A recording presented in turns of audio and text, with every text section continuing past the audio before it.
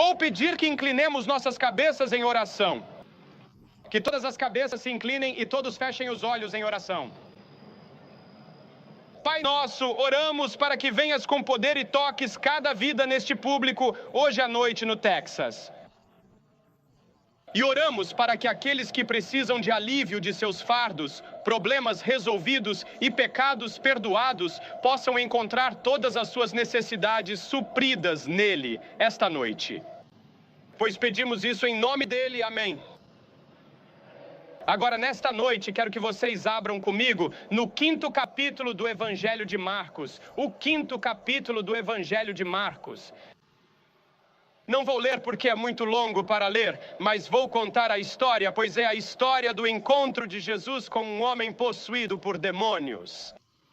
E quero falar esta noite sobre o diabo, demônios, bruxas e feiticeiros. Jesus Cristo tinha acabado de atravessar o mar da Galileia. Ele estava em um pequeno barco e estava cansado. Agora Jesus era divino, ele era Deus, mas também era humano. Ele se cansava, ele sentia sede. E ele estava dormindo nesse barco quando uma tempestade surgiu. E vocês se lembram da história? Os discípulos ficaram com medo e disseram: Mestre, vamos perecer. Eles estavam apavorados. E Jesus se levantou no barco, ergueu a mão e disse: Paz, aquieta-te. O vento se acalmou. Os relâmpagos pararam de brilhar, o trovão parou de rugir e os discípulos ficaram ainda mais assustados. Eles disseram: Que tipo de homem é este, que até os ventos lhe obedecem?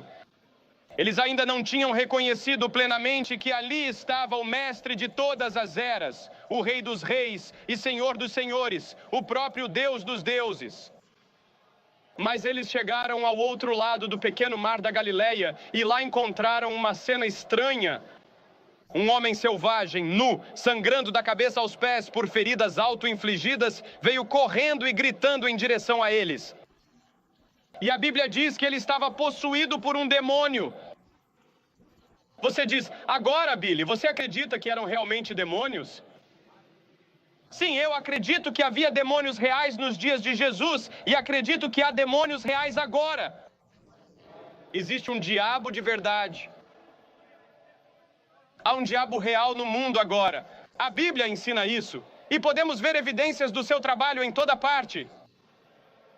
E todos nós que vivemos a vida cristã o enfrentamos todos os dias, porque estamos em um conflito, não contra carne e sangue, diz a Bíblia, mas contra forças espirituais, principados e potestades, e governantes dos lugares sombrios.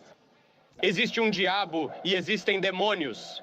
Agora, eles podem ser mais sofisticados na América do que em outras partes do mundo, mas ainda assim são demônios. Veja, o homem precisa de algum tipo de poder sobrenatural, além de si mesmo, para seguir. E muitas vezes, se ele não segue a Deus, o verdadeiro Deus, ele vai fabricar um Deus ou simplesmente seguirá o diabo abertamente. Agora, o que significa Satanás na Bíblia? A palavra Satanás, que é usada com tanta frequência na Bíblia, vem de uma palavra grega, e a palavra demônios vem de outra palavra, daimonia. E a Bíblia tem muito a dizer sobre esses demônios. Ela diz que eles são capazes de entrar e controlar um homem. Eles podem entrar em você e te controlar.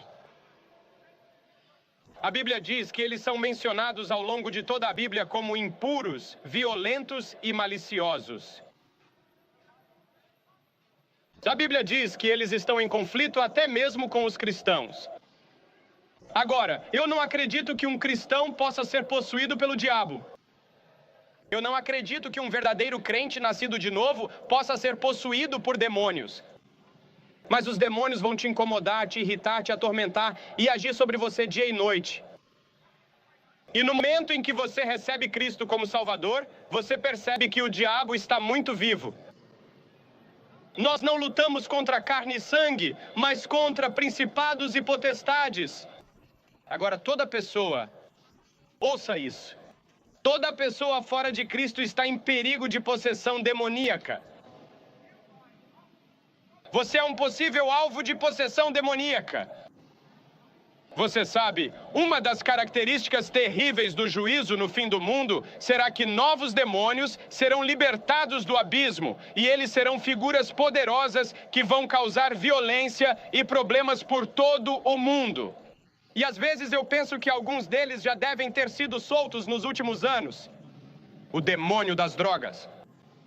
Existe uma relação entre feitiçaria, bruxaria e drogas, de acordo com a Bíblia. O demônio do alcoolismo. 7 milhões de alcoólatras crônicos na América foram incapacitados pelo álcool. Obsessão sexual. Já conheci pessoas que me disseram que estão realmente obcecadas por isso. Elas não conseguem pensar em mais nada. Elas são como as pessoas do tempo de Noé, cujas imaginações eram continuamente más até que veio o juízo. Eu acredito que muito disso é poder demoníaco, com o qual temos que lidar em nossa geração. Você diz, Billy, isso não é só o diabo, somos nós mesmos. Claro, mas veja, caímos do nosso relacionamento com Deus por causa da tentação do diabo. O diabo estava lá no começo e tem estado lá o tempo todo. E o único poder no mundo que pode vencer Satanás é o Senhor Jesus Cristo. E você pode dizer, em nome de Cristo, e isso o assusta. Você pode citar a palavra de Deus e ele fugirá. Você sabe, Jesus foi atacado pelo diabo. No deserto, quando ele estava fraco de sede e fome, o diabo veio e o atacou 3 vezes. Jesus nunca discutiu com ele. Ele nunca debateu com ele. O que Jesus fez? Jesus simplesmente citou as Escrituras. É por isso que é importante você memorizar as Escrituras. É por isso que damos versículos para você memorizar quando você vem a Cristo. É importante que você memorize as Escrituras para que tenha versículos para citar ao diabo na hora da tentação. Agora, a Bíblia ensina que Deus nunca tenta ninguém. Se você está sendo tentado a fazer o mal, é o diabo que está te tentando. E a maneira de vencer essa tentação é citar as Escrituras e estar cheio do Espírito de Deus e andando na vontade de Deus, assim como Jesus estava durante a tentação. Agora quero que você repare nesse homem que veio correndo em direção a Jesus naquele dia, quando ele desembarcou do outro lado do mar da Galileia. Observe algumas coisas sobre ele. Diz que um espírito imundo habitava nele. Olhe para toda a sujeira e poluição na América hoje. Não estou falando sobre a poluição atmosférica. Isso já é ruim o suficiente. Estou falando sobre a poluição moral.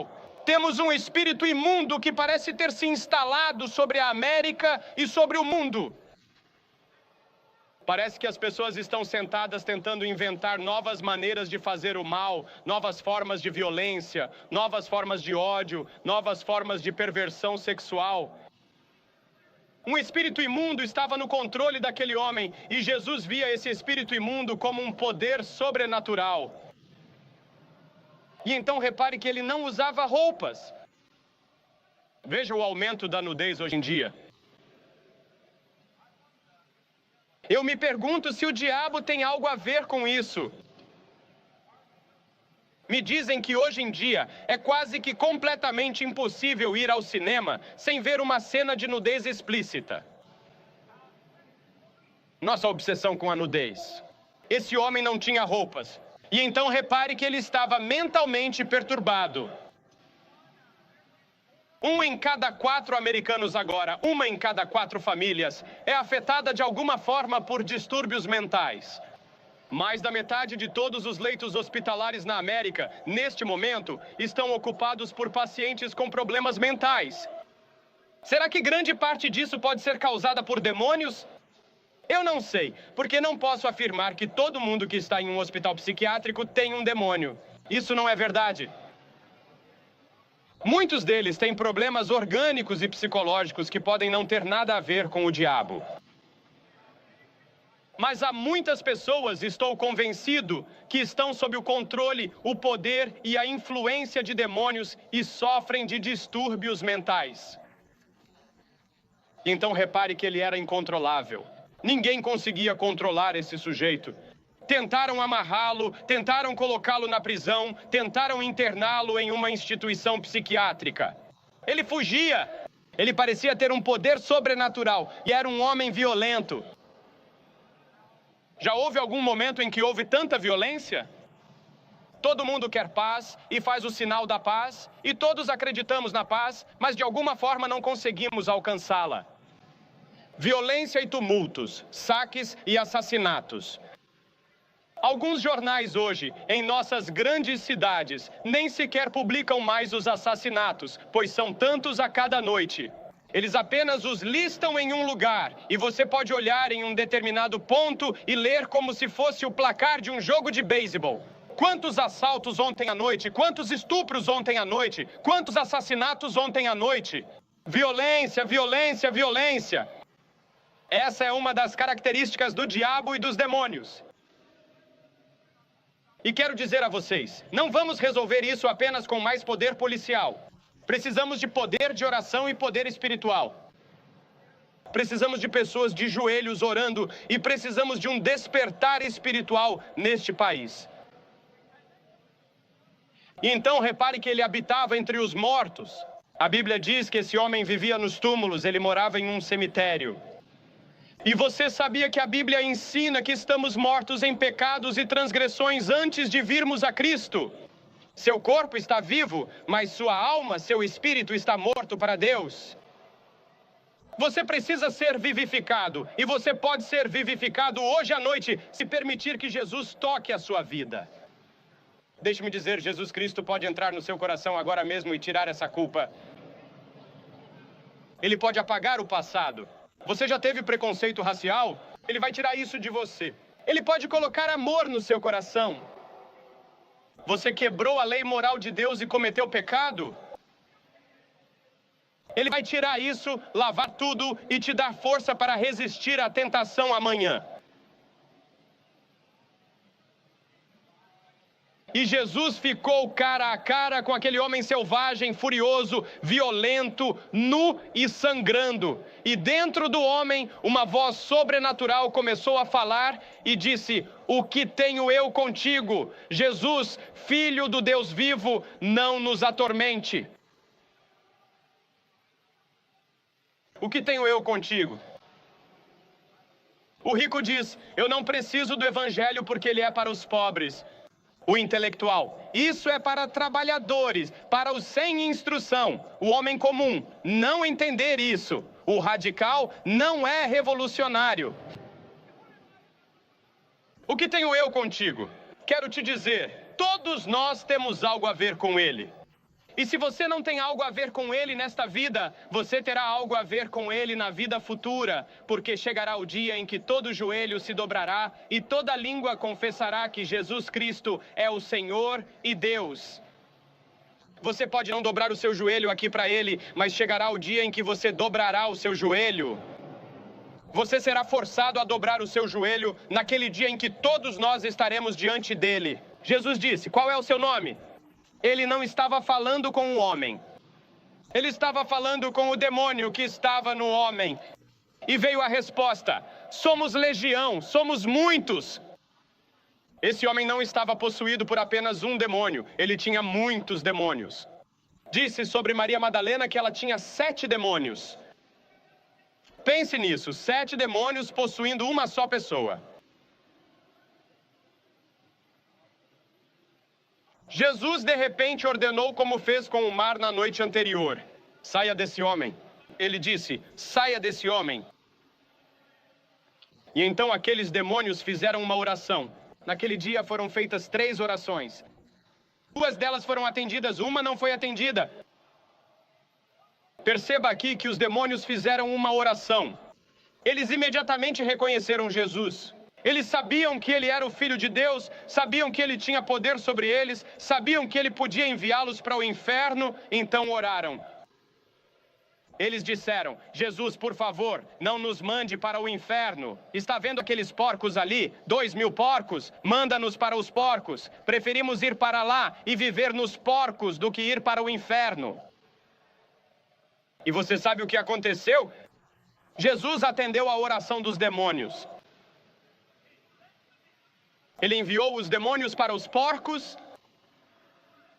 Quão terrível deve ser o inferno, se até os demônios querem ficar longe de lá e preferem viver com os porcos, viver nos porcos e viver como um porco. Imediatamente os porcos ficaram selvagens.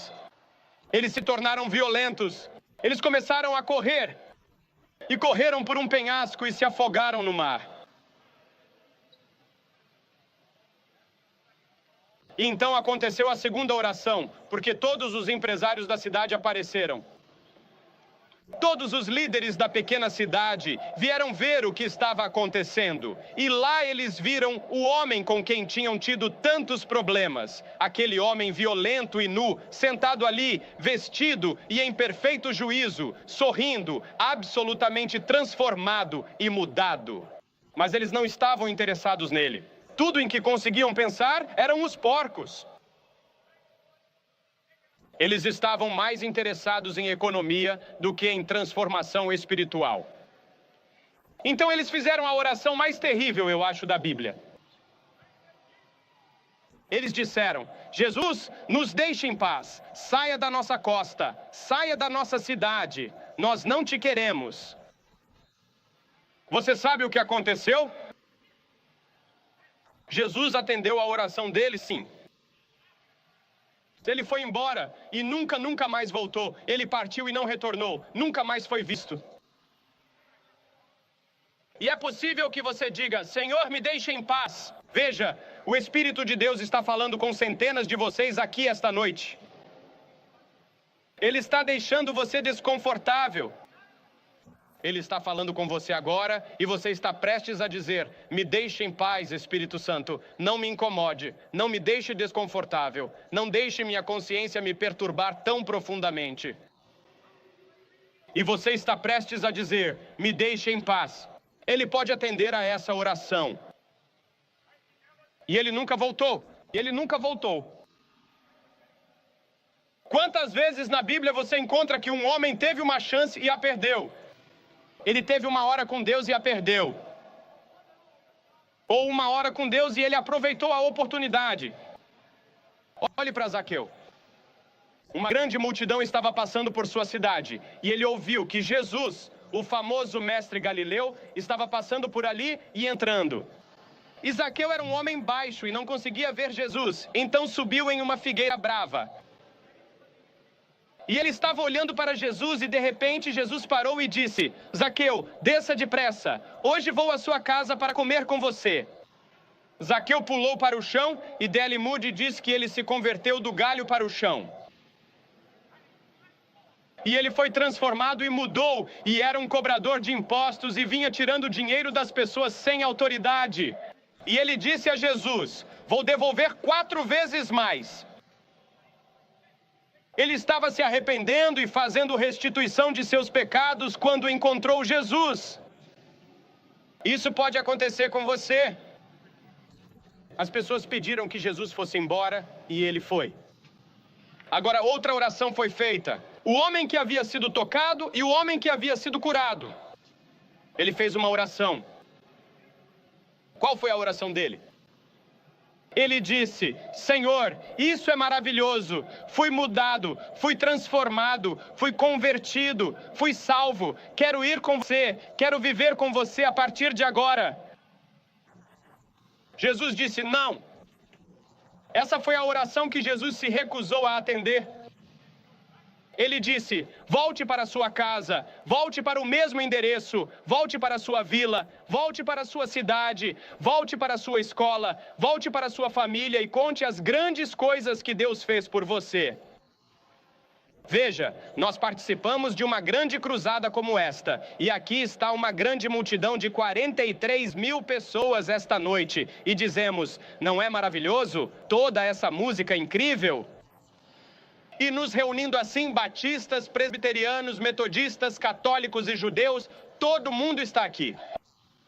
Que maravilha! Não seria maravilhoso se pudéssemos permanecer nesse alto astral o tempo todo? Jesus disse não. O que realmente importa é lá onde você vive, onde você estuda, Tenho um capítulo no meu novo livro chamado Ficando Alto e Mantendo-se Alto. Você sabia que a Bíblia ensina que existem muitos momentos de euforia, mas também existem momentos de queda? Leia o livro dos Salmos. Eu leio 5 salmos todos os dias. Quantas vezes o salmista estava lá embaixo, no fundo do poço, olhando para cima para ver o fundo? Existem altos e baixos. Mas no meio de tudo isso, há o Espírito do Deus vivo para lhe dar alegria e paz. Existem certos rios para o cristão que correm muito fundo e é maravilhoso no meio de um momento difícil ter Jesus ali. Porque veja, você vai enfrentar problemas. Você vai ter decepções. Você vai ter dores no coração.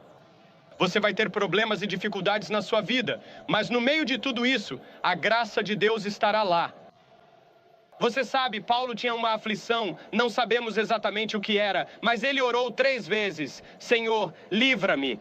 E Deus disse, não, Paulo, não vou te livrar disso, mas a minha graça será suficiente para você no meio disso. Você pode suportar, minha graça, meu amor e minha presença estarão lá. Agora, havia 3 coisas que esse homem tinha depois que conheceu Jesus. Ele tinha descanso. Perceba que ele estava sentado. Jesus disse, vinde a mim todos os que estáis cansados e sobrecarregados, e eu vos darei descanso. E quantos de vocês estão inquietos em seu espírito esta noite? Perturbados, confusos, procurando desesperadamente por algo que dê sentido à sua vida e ainda não encontraram? Venha para Jesus. Ele lhe dará o descanso que você tem procurado. E então perceba que ele estava vestido. Você sabe, a Bíblia diz que precisamos estar vestidos com a justiça de Cristo. Muitos de vocês, esta noite, cheios de pecado e culpa, precisam de uma nova roupa. Na verdade, você não será aceito por Deus em seu reino até que esteja vestido com a justiça de Cristo. E é por isso que Cristo morreu na cruz. Ele morreu para providenciar essa justiça para você. Eu poderia costurar o dia inteiro, e minha esposa também poderia costurar o dia inteiro. E ela é uma costureira maravilhosa e faz muitas das próprias roupas. E quando as crianças eram pequenas, ela fazia quase todas as roupas delas. Mas ela não conseguiria costurar bem o suficiente para fazer uma túnica ou um traje que me servisse no céu. Isso foi comprado pelo sangue de Cristo na cruz. E vestido com a sua justiça, eu vou para o céu e vou caminhar pela avenida da redenção. Não por minha causa, não por minha bondade e minha justiça, mas por causa da justiça de Jesus Cristo. E então a Bíblia diz que esse homem estava em perfeito juízo. O pecado destrói nossa mente, influencia nossa mente, distorce nossa mente e passamos a enxergar as coisas de uma perspectiva errada e confundimos todos os nossos valores. Mas quando você vem a Cristo e começa a ver o mundo pelos olhos de Deus, você não fica andando por aí torcendo as mãos e dizendo, o que vai acontecer? O que vai acontecer? Há uma paz em seu coração. Você pode ler as manchetes que assustam e amedrontam, mas Cristo está ali. Ele está no controle. Eu vou pedir que você receba este Cristo hoje à noite. Vou pedir que centenas de vocês agora se levantem de seus assentos. Agora mesmo, levante-se do seu assento e venha ficar aqui na frente deste palco e diga, ao vir, eu quero receber Cristo em meu coração. Quero que Ele toque minha vida. Quero que Ele perdoe meu pecado. Quero saber que vou para o céu. Milhares de pessoas nos últimos dias aqui no Texas fizeram esse compromisso. Eu estou pedindo que você se junte a elas hoje à noite e faça esse compromisso com Cristo. E depois que você vier, vou dizer uma palavra a todos vocês. Vou fazer uma oração com vocês, entregar algum material e então vocês poderão voltar e se juntar aos seus amigos. Se você estiver com parentes ou amigos, ou se estiver em um ônibus, eles vão esperar por você. Você só precisa se levantar e vir. Vamos ficar com você apenas por alguns instantes. E se você começar lá de cima da galeria, vai levar 2 ou 3 minutos para chegar, então comece agora. E nós vamos esperar e vou pedir para que todos estejam em oração, para que você venha e permita que Cristo transforme e mude sua vida, fazendo de você uma nova pessoa, rapidamente, agora mesmo.